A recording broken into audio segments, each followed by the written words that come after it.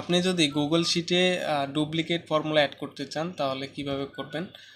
আপনি এখান থেকে যে কোনো একটা রোকে সিলেক্ট করবেন, তারপরে ফরম্যাট, তারপরে এখান থেকে যাবেন হচ্ছে কন্ডিশনাল ফরম্যাট, দেন এখান থেকে আপনি আসবেন হচ্ছে কাস্টম ফরম্যাটে। দেখেন ফর্মুলা অপশন আছে, এখান থেকে আপনি আসবেন কাস্টম ফর্মুলা, তারপরে ভ্যালু দিবেন।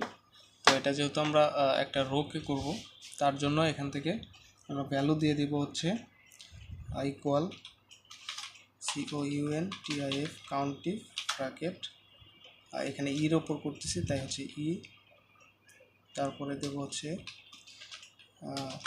ক্লোন ই কমা ই, যেহেতু একটা করব একটা ব্র্যাকেট ক্লোজ, তারপরে ইজ গ্রেটার দেন 1।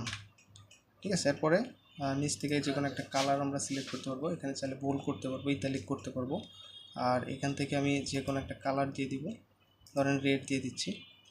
তারপরে এখান থেকে ব্যাকগ্রাউন্ড কালারটা এটাই থাকলো ডিফল্ট, তারপরে ডান করে দিব। দেন ডান করে দিলে দেখেন এখানে যদি আপনার ডুপ্লিকেট থাকে শিটের মধ্যে তাহলে সেটা কিন্তু দেখা যাবে। ঠিক আছে, তো এভাবে হচ্ছে আপনি খুব সহজেই একটা ডুপ্লিকেট ফর্মুলা অ্যাড করতে পারেন।